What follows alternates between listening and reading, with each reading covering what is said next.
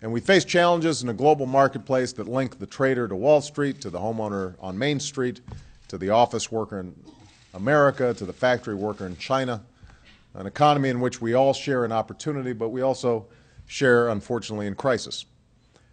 The key to meeting these challenges, to improving our health and well-being, to harnessing clean energy, to protecting our security, and succeeding in the global economy, will be reaffirming and strengthening America's role as the world's engine of scientific discovery and technological innovation. And that leadership tomorrow depends on how we educate our students today, especially in those fields that hold the promise of producing future innovations and innovators. It depends on all of us. And that's why back in April at the National Academy of Sciences, I issued a challenge to encourage folks to think of new and creative ways of engaging young people in science and engineering. Today, we are launching the Educate to Innovate campaign, a nationwide effort to help reach the goal this administration has set.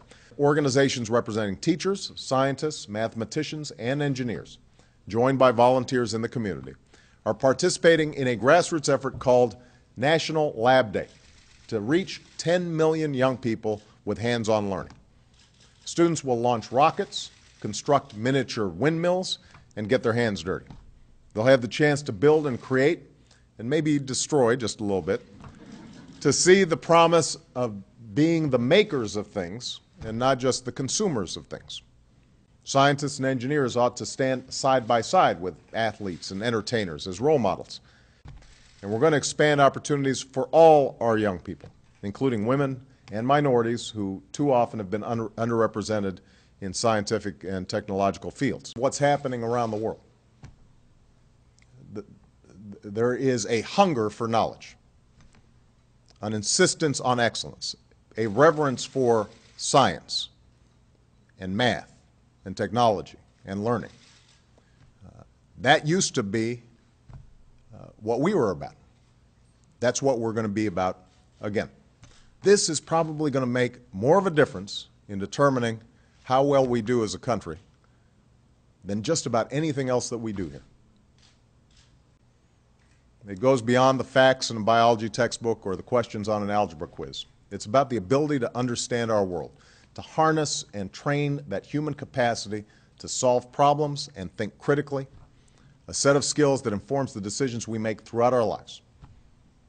So yes, improving education in math and science is about producing engineers and researchers and scientists and innovators who are going to help transform our economy and our lives for the better, but it's also about something more. It's about expanding opportunity for all Americans in a world where an education is the key to success. This nation wasn't built on greed. It wasn't built on reckless risk. It wasn't built on short-term gains and short-sighted policies. It was forged of stronger stuff by bold men and women who dared to invent something new or improve something old, who took big chances on big ideas, who believed that in America all things are possible. That's our history, and if we remain fixed on the work ahead, if we build on the progress we've made today, this is going to be our legacy as well.